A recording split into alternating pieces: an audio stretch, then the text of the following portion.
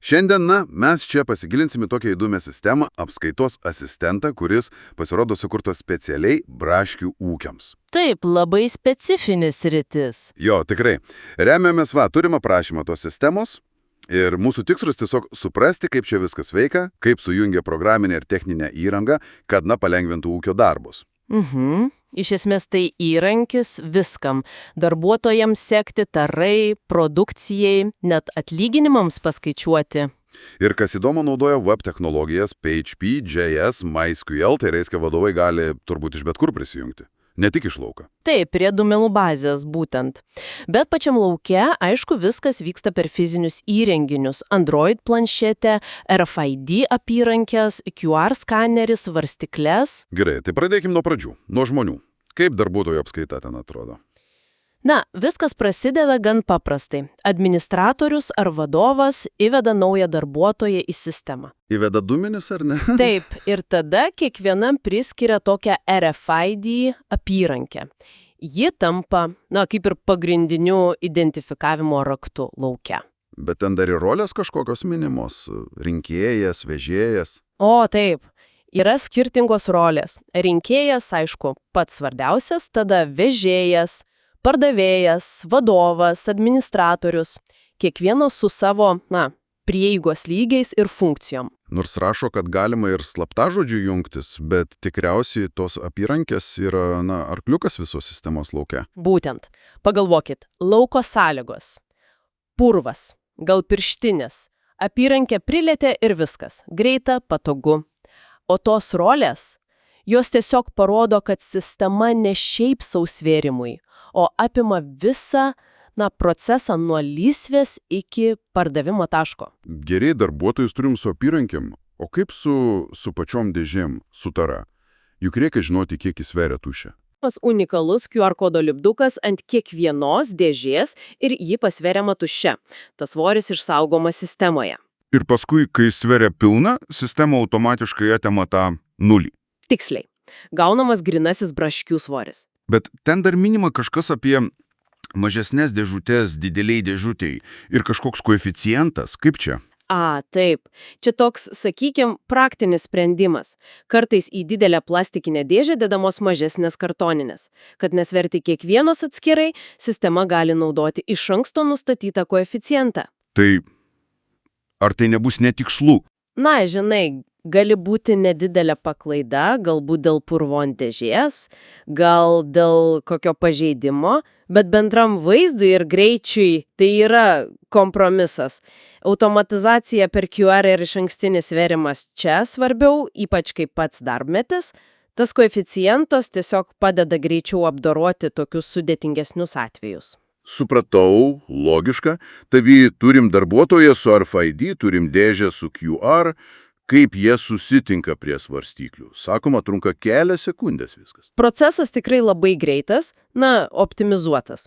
Darbuotojas ateina, deda dėžę ant svarstyklių, svoris nuskaitamas automatiškai. Tada prideda savo apyranką prie skaitytuvo.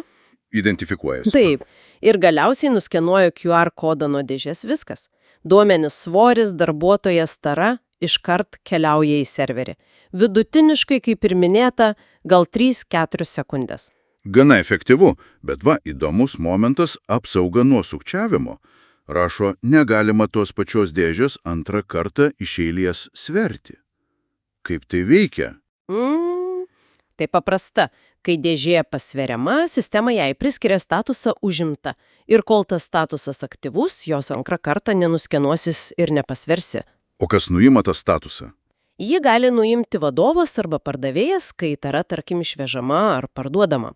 Arba jis gali nusimti automatiškai po tam tikro laiko. Tai padidina pasitikėjimą duomenim, žinai? Tikrai? Ir dar rasoma, kad vežėjai ar pardavėjai gali sekti taros judėjimą, žymėti trūkumus, net atsekti, kas ruošia produkciją. Taip, čia jau išeina už paprasto svėrimo ribų. Tai tampa ir kokybės kontrolės dalimi. Gali pamatyti, kas pririnko, kas supakavo, jei yra nusiskundimų, kokybę lengva atsekti. Greitis svarbu derliaus nuėmimo metu, bet patikėkit, tikslus ir atsekami duomenys ne ką mažiau. Tai akivaizdu, kad sistema renka daug duomenų apie kiekvieno darbą. O kaip tada, kaip visa tai virsta atlyginimu? Na, logiškas tęsinys.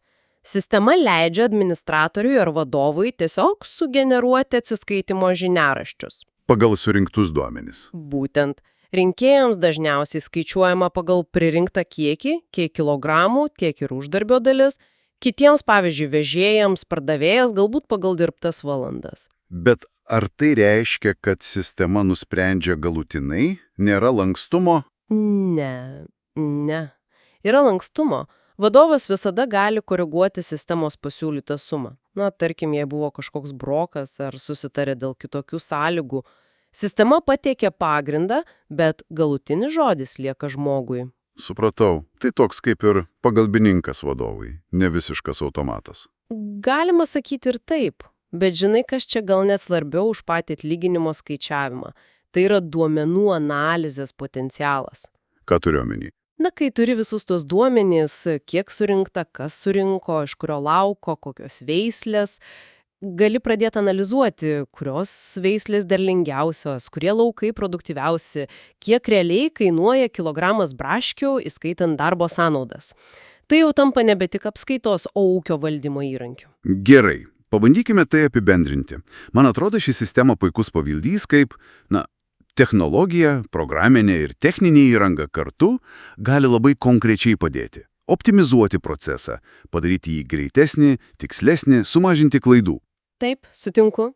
Bet aš pabrėžčiau dar kartą, svarbiausia čia ne tik tas momentinis efektyvumas, bet ilgalaikė nauda. Per duomenis. Ką su tais duomenis galima daryti toliau? Būtent surinkta informacija leidžia priimti, pagristus sprendimus, ne iš nuojautos, o remiantis faktais, planuoti, valdyti išlaidas, didinti pelningumą.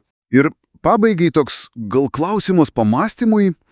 Jei jau technologijos taip gali optimizuoti atrodyti tokį žemišką dalyką kaip braškių rinkimas ir svėrimas, tai kokiose dar srityse, galbūt visai netikėtose, kasdienėse, mes galėtume pamatyti panašius skaitmeninius patobulinimus ateityje, apie kuriuos dabar net nesusimastom?